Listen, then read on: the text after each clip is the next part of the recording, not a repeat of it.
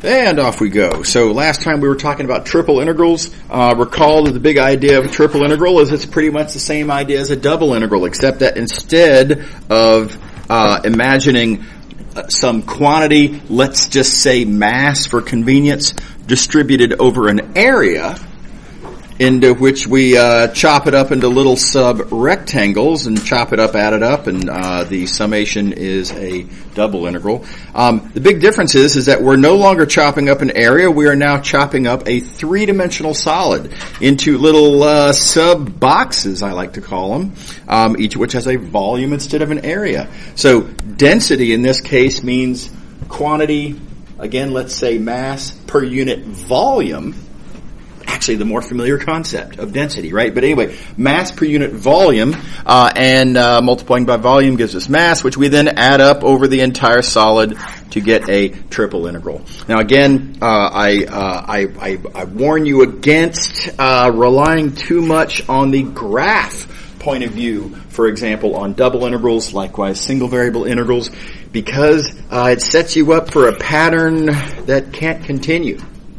Right? And so you don't have any analogies to work with. You can't say, triple integrals are kind of like double integrals if you're using entirely different metaphors to understand them. And it's just intrinsically confusing. Okay, so we talked about all that last time. Moving along. So, good news. Triple integrals can be computed with iterated integrals. Just like with just like with double integrals. The bad news, I can't give you the argument for how to make this case because it was the graph point of view that we used to connect these. In particular, I've connected double integrals to the volume under the graph, and then the iterated integral to the volume under the graph. Well, we don't have a graph point of view for triple integrals, and so I can't make this connection by way of that reasoning. The good news is, though, there's a different point of view that can be taken. It's a heavily algebraic point of view. We're not going to worry about that in Math 219. It's very proofy. This isn't that proofy of a course. Again, the good news is that even though we're not going to be able to see the argument, we do get to use this fact that you can compute triple integrals with iterated integrals. Okay. All right, so we find ourselves with the same sort of strategic diagram. Tremendous number of applications that we might want to know the answer to, all of which, in this case, are thought of as quantities distributed over volumes. In all of these cases, the way we're going to answer the question is by expressing the answer as a triple integral, then rewriting the triple integral as an iterated integral, and then plug and chug with the fundamental theorem of calculus to take those single variable integrals that make up the iterated integral one at a time. All right, so the usual three-step process. Again, you got to give me all three steps. In particular, if you were to, kind of sidestep the triple integrals step, but then you're effectively trying to make this argument. You will find yourself having to make sense out of, for example, mass per unit volume times length. That's not right. What is that, right? The definition, if you want to think of it this way, of mass per unit volume is that it's the thing that you multiply by volume to get an approximation of mass. So there is no suggestion of what it should mean to multiply it by anything other than volume. So again, this is just not a reasonable argument to make. And then, of course, there is no graph quantity even to talk about, much less can we make a case that our applications are obviously equal to such a weird thing. Okay. Right, so this would be a four-dimensional thing. How could I make the case that three-dimensional mass is a four-dimensional whatever that is? Okay. All right, so again, three-step process. Okay, let's do one. Suppose I want to compute the amount of mass sitting inside of a certain rectangular box, that is, where mass per unit volume is given by a certain formula. Well, three-step process. Step one, chop it up, add it up. The whole is the sum of the parts, however you want to say that. Right? Total mass is the sum of all the little pieces of mass that you chop it up into. Okay, next step. Triple integrals are iterated integrals. That's just a kind of a recopy. And good news, just like with double integrals, whatever your domain is, the range of values of x in that rectangular box domain gives you your x bounds. And the range of values for y on your rectangular box gives you your y bounds. Doesn't matter if it's inside or outside or what have you. And then, etc. Range of values for z on your box gives you your z bounds. Is everybody cool? Everybody happy? Okay. All right. And then last step, plug and chug. And it's really just like with double integrals. I'm going to remind you of a couple of the details here. For one thing, don't forget while you are working out the inside integral, the variables further to the outside are constant. So in this case, the way I have this set up arbitrarily, I did the slicing in that order, whatever, it doesn't matter. For the purposes of the dz integral, x and y are constant. And you'll notice here, x and y just kind of come along for the ride as a constant factor when I'm integrating that 2xyz term. And the actual sort of like work to be done here is that, well, 2z and a derivative with respect to z is z squared. Right? So the point is z is a variable, so I treat it like a variable, do the antiderivative with respect to that variable. The x and y, not so much, right? They're constants, they just come along. How we doing? Is everybody okay on that? Okay. All right, and lastly, I've made this pitch before, but while we're here, I'll go ahead and make it again very quickly. It's very easy when you're plugging in to accidentally forget if you don't indicate explicitly otherwise, to kind of forget, wait a second, where do I plug this in? I guess I'll plug it in there. That looks like a variable. And then you could see how you might accidentally plug it in for x and y also. And of course that would be wrong. Right? So what's preventing you from doing this? I advise that you explicitly note z equals. And that is an immediate visual reminder that you do plug it in there, but that you don't plug it in for the other variables. Okay. All right. Okay, so and then a bunch of details. Good example to read through. Make sure you're comfortable with the algebra and the roles being played at the different stages, and y'all can study through that. Okay, now, again, how do we deal with non-rectangular domains? With double integrals, I made a case. Right? I computed basically from first principles the volume under a graph, and we found that we got an iterated integral where the inner bounds were functions. That was it. Right? Everything else was the same. But in order to make that case, in order to be able to draw that picture and persuade you that was the case, I had to draw the graph picture. And again, I don't have a graph picture to draw in this case. So I'm not going to be able to justify the following. But we're going to have a very analogous result. It's going to be just like with double integrals, morally. Just like with double integrals. Well, there's 3 of them instead of 2. Okay, so here's the process. With double integrals, we went through this process twice. Once for each of the integrals. This being a triple integral, we're just going to go through it 3 times. Once for each of the variables. And here we go. I'm going to have to zoom out so I can fit all this onto the page at once. Starting off, and arbitrarily.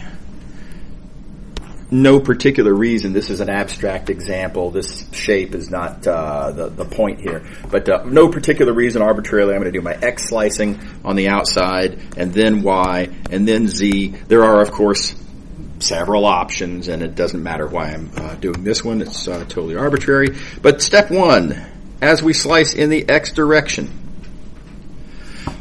we got to see what do those slices look like. What do I get when I slice perpendicular to the x-axis here? And, well, I get a cross-sectional slice of my solid that's, something kind of like that there. Is that cool? Next question. Where's the first and last slices? And from that, identify the bounds on that integral. Well, the first slice comes from this value of x. This value of x from that first slice back there, if you will. That's kind of at the very back end of the bean, I guess it is. Yeah. Then the last slice here, giving this value of x corresponding to that frontmost point on the bean.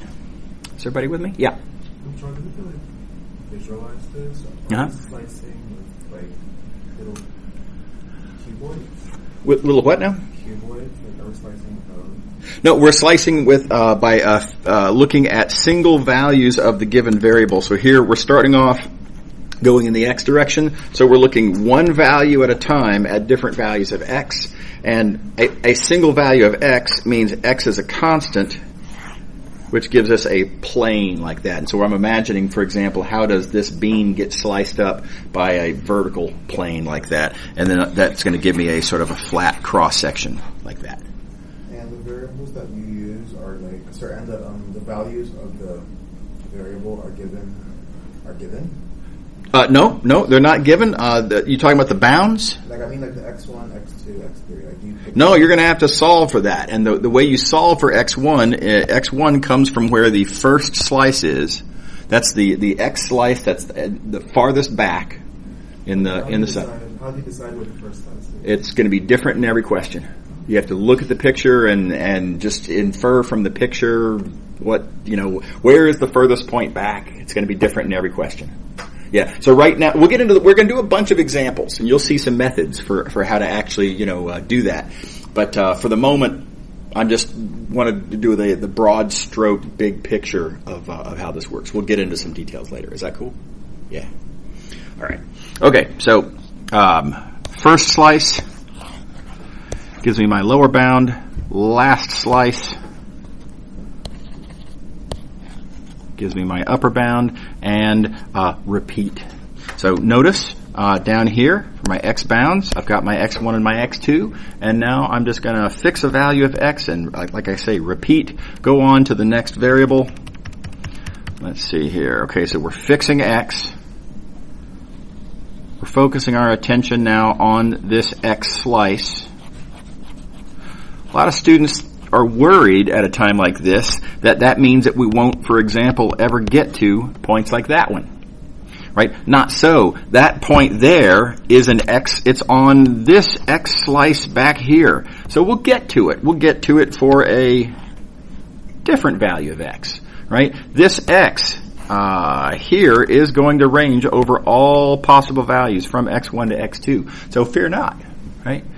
We just need to know how things vary as we look at each individual value of x. Okay, so we're focused on this value of x, and here we go. What does a y slice look like? Well, here's a value of y. There's a y slice. You got to visualize here now three-dimensionally. We've got this existing slice kind of like this, and then I'm cutting through it now perpendicular to the y-axis, and I assert geometric case that this slice, then sliced like this, is going to give you just a kind of a vertical little line segment like that. Is everybody cool? Everybody all right? Okay, so that's what they look like. Now, again, first and last. Where is the first of those y slices? Where's the last? Again, only on our x slice. Remember, we're only interested in one value of x at a time. So, for that value of x, the first y slice is here, which gives us our y1, and our last y slice is here, giving us our y2. Is everybody happy? Notice, those bounds depend on x. Right? For different values of x, this is a visualization thing. For different values of x, as you move in or out of the page, for different values of x, these slices are going to change shape. They're going to look different. And if they are different shapes, look different, then of course they're going to have different first and last values of y, among many other things that will be different. Okay, so y bounds. Then here, and as noted, they are functions of x. Okay, all right. So, proceeding again now for, again, that one value of x, and now fixing also a single value of y. Looking at this y slice of our x slice, we now want to know first and last for the remaining variable. Our remaining variable, of course, is z. Right, we're all the way to the inside as we've developed our integral here. And so what's the first and last for z? Well, z starts at that point. That's going to tell me my z1. And z ends at this point. And that's going to tell me my z2. Everybody good? Okay, so that's the process. I claim it's totally analogous to the double integral process, and it's just kind of 3 times through instead of just 2 times through. Keep in mind a couple of things. For one, we develop this integral outside in. Right? You can't start talking about the inside integral yet because you don't know what its role it serves. It serves a role in the outside integral. So you have to start by constructing your outside integrals and then work your way inside, just like with double integrals. Furthermore, don't forget that for the purposes of the inside integral, the outside variables are treated as constants. So x and y are to be understood to be constants there, right? And make sure to treat them as such. And then likewise for the y integral, x is a constant. Any variable further to the outside than the integral you're looking at should be treated as a constant. Okay. And then likewise, of course, since they're constants, the bounds can depend on them. Okay.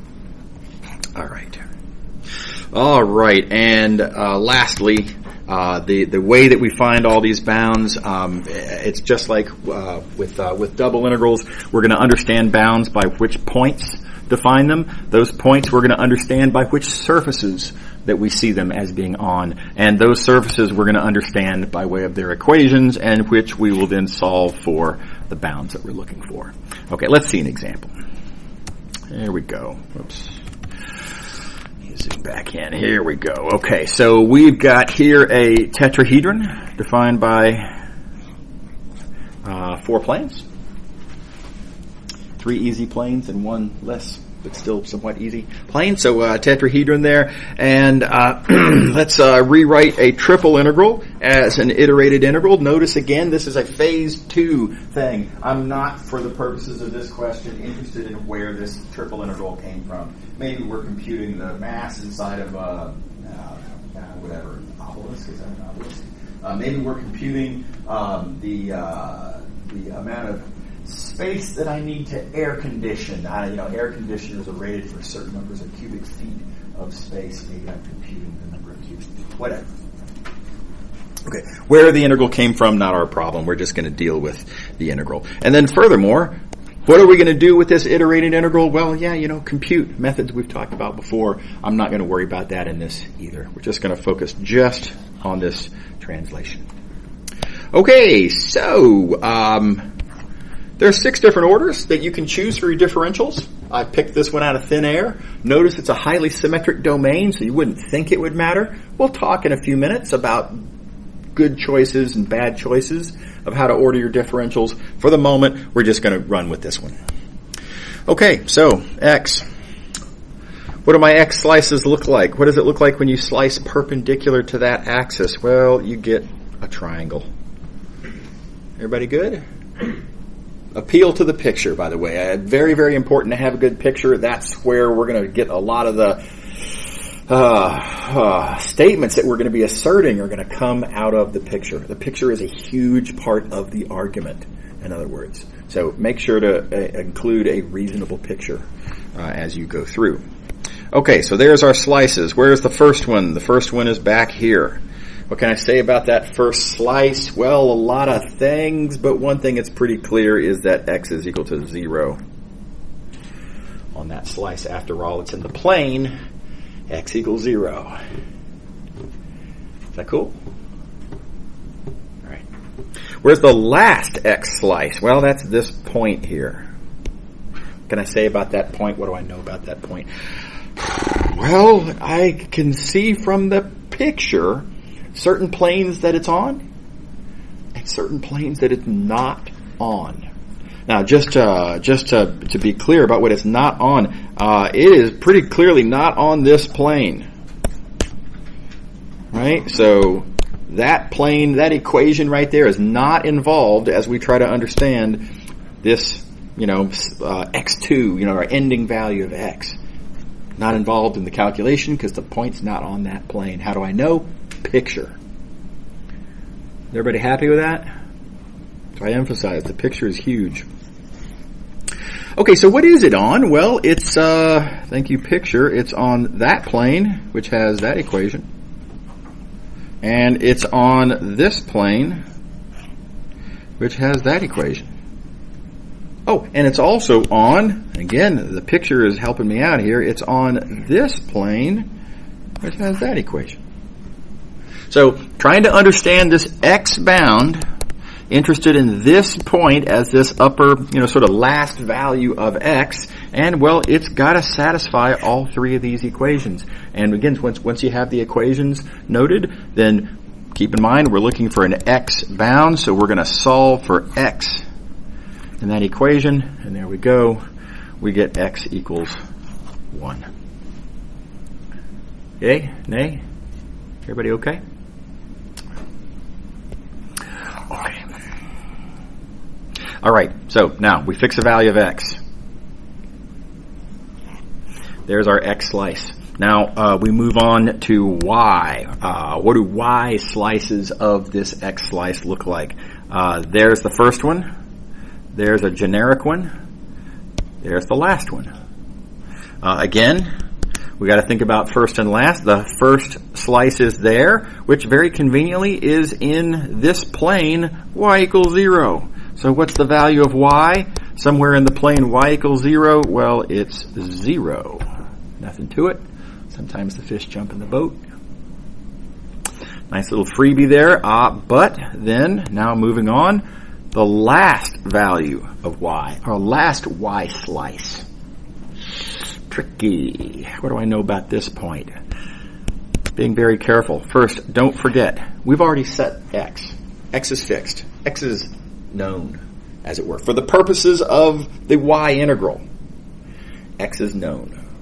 Right? So that's information. It's a little cheesy to write that down as x equals x. I don't know, I find that satisfying. It's a little visual reminder to myself, don't forget, x is known. My answer is allowed to be a function of x. Whatever you want to say along those lines. Okay, what else do I know? Well, the point in question, again, reading straight off of the picture, it's in that plane, which has that equation. And what else do I know about this point? Well, it's also in this plane, which has that equation. So this is what I can say about that point. That point giving me my y upper bound. So I want to solve for y in all of this algebra here. There it is. Solve for y. Boom. Answer. Now I'm a little uncomfortable that I do see a variable in there. Is that okay? Well, yes, it is. X is further to the outside. Perfectly fine to have our answer have an x in it. And so our upper bound for y, 1 minus x. There we go. Yeah. So when we say x is equal to x, is that just because, for that point, it's whatever value of x. Is that point? Correct. Yeah, it's just the purpose of that second integral, that next integral to the inside. Its purpose is to understand what's going on for just that one value of x. So we treat it like a constant because for the purposes of that y integral, it's playing the role of a constant. Yep. So like the iterated integrals.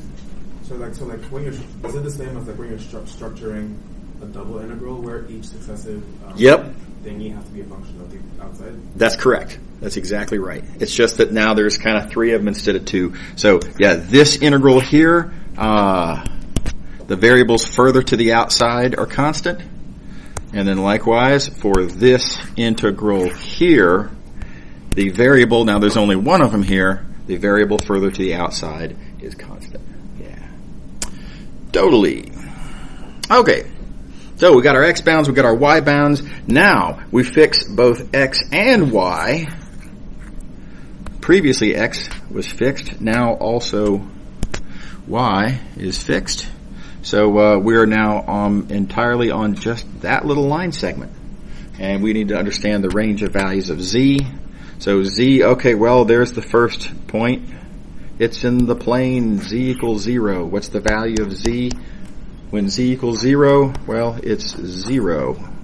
Again, sometimes it's just right there staring at you. Really no justification required. Perfectly clear from the picture. Okay, but upper bound for z. What can I say about that point? Don't forget the freebies. I already know that x is set. I already know that y is set. So those I get to said differently. They're constant, or said differently, my answer can depend on them. Take your pick. Same thing. So what else do I know about this purple point? Well, again, you gotta resort to your picture. The picture tells all, and it is from the picture that I can argue that it has to be on this plane with, well, that equation. So again, here it is. I have the algebra that describes the point I'm looking for. I'm looking for a z bound, so I solve for z. As predicted, my answer does depend on x and y, and that's totally cool because they're further to the outside. They're already settled. They're constant. No problem. And then that gives me my upper z bound as that.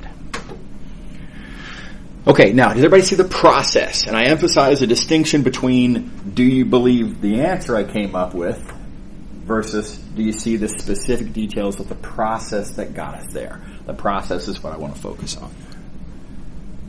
Everybody's good. Okay. Alrighty. So, yeah. I got a bunch more examples to show y'all. Real quick, some general advice. Again, reminder, you have 6 different orders that you can choose for the differentials. Good news, bad news. The good news is you got a lot of options. The bad news is you got to discard a lot of options, right? You have to consider and choose between a bunch of different things, and that's okay. There's kind of a cost associated with that. High effort, you might say. Also, just like with double integrals, and for the same reason as with double integrals, try not to slice through corners. Right? What we saw with double integrals is that if in your slicing process, if mid-slicing process you slice through a corner, then everything's going to be different on your inside integrals, and so you have to stop and start a new expression, and it just doubles or triples or worse the work that you have to do. So it's not just that it's going to cost you time; it also makes your ideas less good ideas. Yes. When you go to higher than like triple integrals, how do you tell when you're slicing through a corner or not? Yeah, it's several things to say about that. First, just to put everyone's mind at ease, we're not going to do any quadruple integrals in this class, right? That said, yeah, I mean, I had to do a 6-dimensional integral one time as part of a physics class, and it's extremely hard, and you have to think about everything from a sort of an entirely algebraic point of view. It's extremely slow going and heavy-handed algebraically and no fun, very weird, and it's just not what Math 219 is about. Yeah, right. Is that satisfying? Yeah. Yeah. I mean, it's just like I say, it's just it's a very, very different thing than what we're going to realistically be doing in this class. Yeah. Okay. So just like with double integrals, whatever variable you put on the inside, you're going to probably have to solve for it as a function of other things. So if one of the variables is more naturally a function of the others, that's probably the one you want to put on the inside. Otherwise, you've got to invert or solve for one of those other variables, and you're going to end up with square roots or arc cosines or something less friendly. So again, good rule of thumb. And then there's a last point of view. This is a big one, but I think this is best understood by seeing an example as we go through the ideas that I've got listed here. So I'm going to temporarily set this aside. We're going to dive right into this next example, and then I'll explain that projection idea as we go. Okay, so here's our region. You see we've got the plane z equals 1. We've got this paraboloid that we remember from long ago. But then you'll notice that the question says we're looking at just the first octant portion of this, and so all we actually get is this part right here. How we doing? Everybody happy? Okay, so right. What are we going to do about this? Oh, by the way, real quick, I want to put in a pitch for something. Y'all have heard me say this a million times. Drawing three-dimensional pictures is hard. It's really useful. It's just unavoidably useful, right? We saw, in fact, that in order to even make the argument about how to turn this into an iterated integral here, we had to rely on the picture as helping us identify what do we know about these various points. So you've got to have a decent picture. It doesn't have to be, as careful as mine, perhaps, but it needs to be interpretable and reasonable, and it can get pretty hard. And this is a nice example of a pretty hard diagram to draw. So I'll remind you, I've got some videos on this on the miscellaneous topics playlist on my YouTube channel, and this diagram specifically is one of the ones that I go through how to draw this, what observations to make, what thought process to go through, what exactly was I thinking as I did each stroke on this drawing. And so if you want to be able to, if you want the tips and tricks that'll allow you to be able to draw things like this, that's my recommendation for where to get those ideas. Okay, so all that done. First thing I'm going to observe, looking at this algebra right here, I really like thinking of z as being a function of x and y. I guess I could solve for x as a function of y and z, but it would have square roots in it, and all else being equal, I don't like that. So, because z is naturally a function of x and y, I'm going to put dz on the inside, per the general rule on the previous page. Is everybody on board? It's part of my decision-making process there. Okay, so now I claim that there's what I like to call a good projection into the XY plane. Now, I have to explain, first of all, what is a projection, and then secondly, what do I mean by a good projection, and then thirdly, why do we like good projections? Okay, so projection means exactly what it sounds like. Projection means that we take our solid and we just throw away all the z coordinates for every point in our solid. You can think of that as the equivalent of just kind of smushing it down into the XY plane. Is that cool? Exactly what you think? I like to think of it as the shadow also. Okay.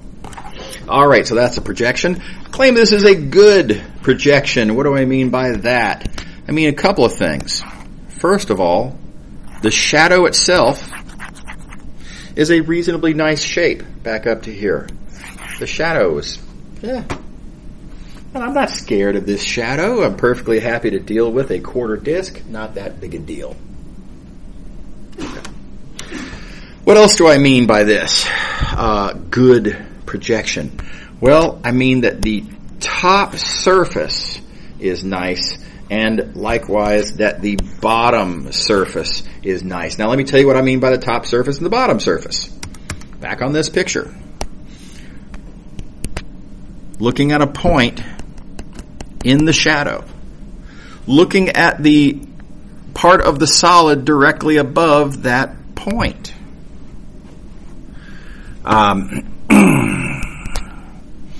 Let's look at this bottom point on that little line segment. Notice, no matter where I look in the shadow, no matter where that yellow point is, no matter how this moves around, that green point, this bottom point there, is always on the same surface. It's always that paraboloid. It's always this. Same equation, nice equation, nothing bad happens. So in particular, again, that was the bottom one. The bottom surface here, always the same surface, always the same equation, and a reasonable equation to deal with. Okay, next, let's talk about the top surface. It's exactly what you think. The top surface is, what surface is this top point always on? And you see that it's always this surface, which always has that equation. No matter which yellow point you're looking at, it's always the same, z equals 1 for all of the yellow points in the shadow there. And so again, the top surface, always the same surface, always the same equation, and it's a reasonable equation. Is everybody with me? Now, I still haven't told you why we care about this, but this is what I mean by good projection. All right. Okay, so why would we care about such a thing? Well, it turns out that this projection is a tremendous help in understanding how to slice up this solid. We've already observed it's hard to draw this solid. The drawing that you make of your solid might, might leave something to be desired.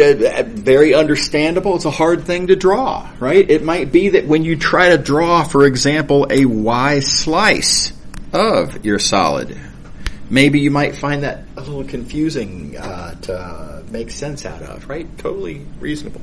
So here's the cool observation. As I'm doing my Y slicing first, keep in mind Y slicing first. Y is on the outside.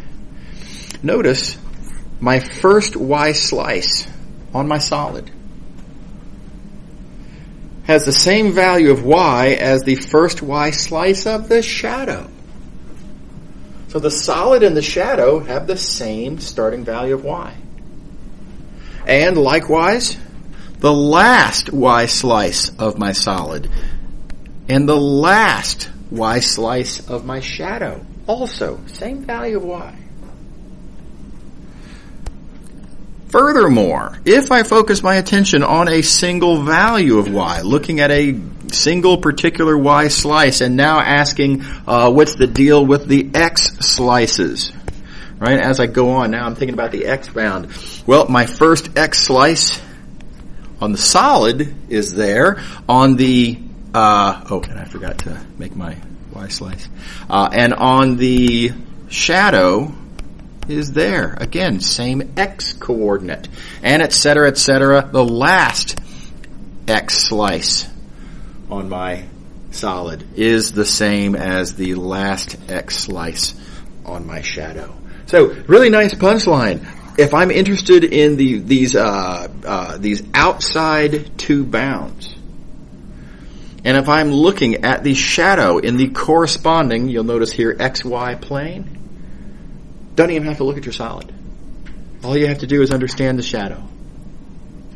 And the shadow is so much easier to look at. Look, it's a quarter disk. Nothing to it, right? It's a double integral problem. This two-dimensional picture, no less. And so much easier to do that little bit of algebra there. That gives us our XY bounds are this, just like in a double integral question. So that's the first big win of this projection point of view. Thinking about once you found a nice projection, and when you put the projected variables as your outside differentials, you can just read the bounds straight off of the shadow. Okay, now we do have to then proceed to figuring out the inside bounds. I'm going to have to figure out for given values of x and y. In other words, looking on this, you might say x slice of our y slice. There I need to know the range of values of z, and range of values of z here. Well, I need to look at where's the first value of z? Well, this point, which is on this surface, which already we've agreed has a nice, convenient, consistent equation. It's always the same. It's that thing, and that then gives you your lower bound for Z. Then here's the last value of Z on that green slice.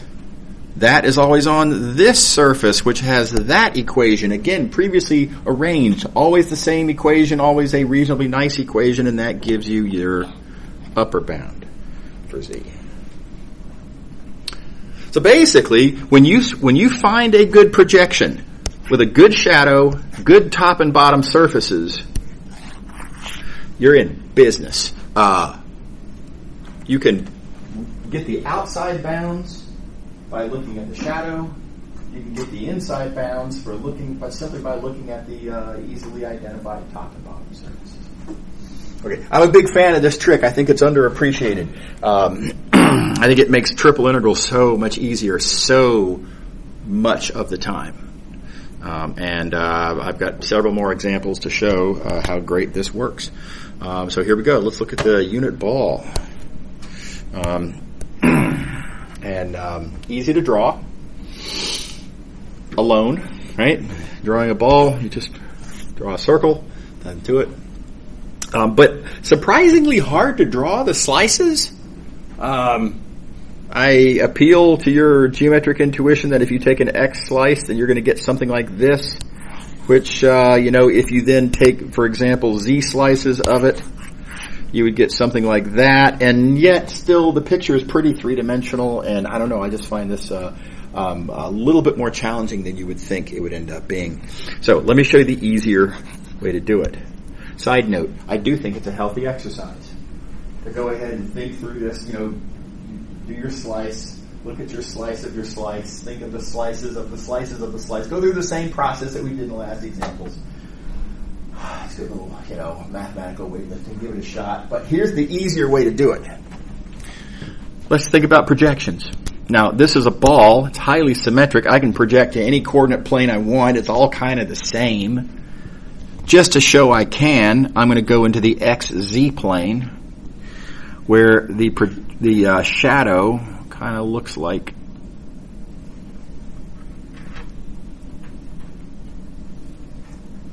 that, right? It's a unit disk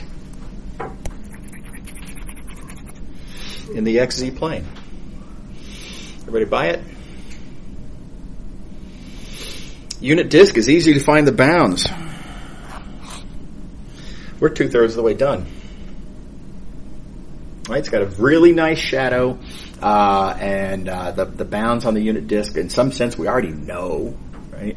And so 2/3 of our bounds already determined, and we kind of just got started. So I'm already pretty happy with how this turned out. Last thing we have to do, and I would like to change this to sort of shading instead of, just look a little bit nicer. Okay, there we go. So there's our disk. And now again, I have to think about a point in this disk. For example, let's say a point like that. I've got to think about now, what does it look like when I look in the Y direction from that point? And well, I'm going to have something like this. There will be a starting point back there and an ending point back here.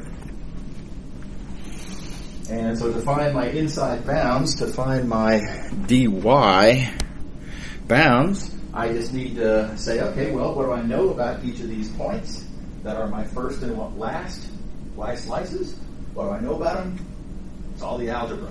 And the good news is that the algebra on this is really easy. I know both of these points. Oh, whoops.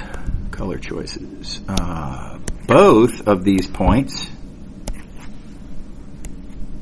are on the unit sphere.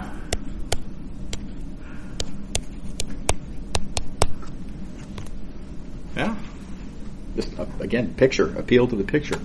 And if they're on the unit sphere, and by the way, it's easy to lose track. What am I trying to find here? Oh yeah, I'm trying to find y. So I will solve for y in this equation, and solving for y in that equation gives me these bounds. Plus and minus, of course, because the lower bound is the minus and the upper bound is the plus. What do you think? Everybody all right? A lot less 3D drawing. More quick and straight to the point on the answers. Okay. All right. Another one. Now this is a tricky one. In fact, this could be a really hard problem. I do want to point out one very important thing about this question. That is that these 5 planes that I'm giving you here, these are not 5 random planes. I want to recognize if I were to give you 5 random planes, plane, and ask what 3D solid is bounded by 5 random planes. Oh my gosh, it'd be extremely difficult, right? The 3D visualizing that would be necessary to understand how do these 5 planes all intersect. Brutal, right? I would never do that to you, right?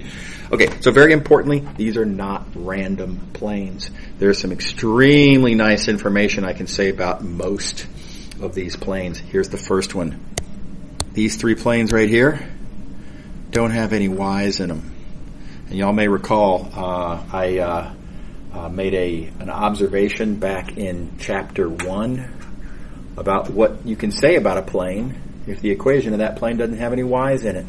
And in particular, those planes are all parallel to the y-axis. And that makes it a lot easier to draw them. A lot easier. So for example, just taking them one at a time, let's see here. This one here is z equals 0. Well, okay, that's what that looks like in the xz plane, but I need it parallel to the y-axis, so I'm just going to drag it parallel to the y-axis, and that gives me a face kind of like this.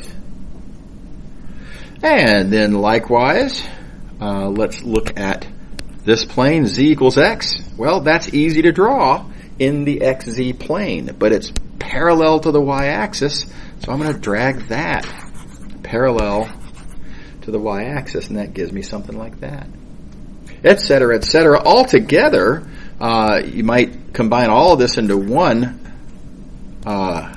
single step and say, in the xz plane, these clearly give me a triangle, and since they're all parallel to the y-axis, that triangle gets dragged parallel to the y-axis, like so.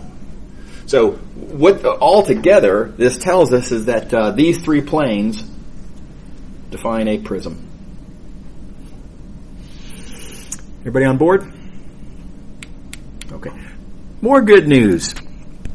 This one right here, y equals 0. That's a super easy plane. That's just this xz plane which cuts through the prism to make this triangular face over here. So we're 4 out of 5 down. Right, and haven't had any really challenging geometric observations to make. Now, let me say this part though. This key observation about when there's no y's parallel to the y. This is the big observation that makes all this possible. Right, so you do have to be insightful on that point, but y'all are, and so with this in mind, not that bad. Okay, so we do have one sort of unfortunate kind of bit of geometric challenge. What do we do with this plane here? And well, it's going to, it kind of cuts through at a sort of an angle like this, and so, it's going to be a little bit annoying to draw. I don't know how good a job I did on drawing that, but it's, I don't know, it's some angle like that. All right, is that cool? All right, so now I'm going to give you 2 ways that we can slice this up. One way to slice it up is to literally slice it and think about all the different orders of the differentials. There are 6 of them. I claim this is the only one that doesn't slice through a corner. So, for example, were I to do my y slicing on the outside, my Y slices would look like that, at least for a little while, until I slice through that corner, and now because I have not avoided slicing through corners, I gotta change it up, and moving beyond that point, I get different shaped cross sections. And so I'd have to deal with that for a little while until I hit this corner, at which point I would get yet further still different shaped cross sections. So I would have 3 separate integrals if I were to slice it with my dy on the outside, and that's nobody wants that. Right? Likewise, for all of the other orderings, they're all bad, except for this one. So, good exercise, and again, I think it's good mathematical weightlifting. Draw those diagrams, see what those slices look like, persuade yourself that this is the only good one. But a better way to think about this question is to think about projections. And you can try to project in the various different directions. This is the good one, projecting into the XZ plane, because I like triangles. The upper bound for Y then would always be on this face, and the lower bound for Y would always be on that face. And so with all of this in mind, the yellow projection in the XZ plane gives you these bounds. That purple lower bound gives you Y equals 0. This green upper bound, you are going to have to solve for Y in the given equation, but it gives you the upper bound of this. Works out real quick. Okay, I love this projection point of view. It's a good trick to have. Sorry I went over drawing a line right there. We will pick up here. Oh, I'm sorry. One last super quick. I'm not going to go through this example. I'm going to leave this as something for you all to read. Again, you remember I have to make these tough choices periodically of what to spend class time on. This is a lot like the example we just talked about. So give that a look, and y'all have a good Wednesday. See you Friday. So there's we go. There's where we're drawing.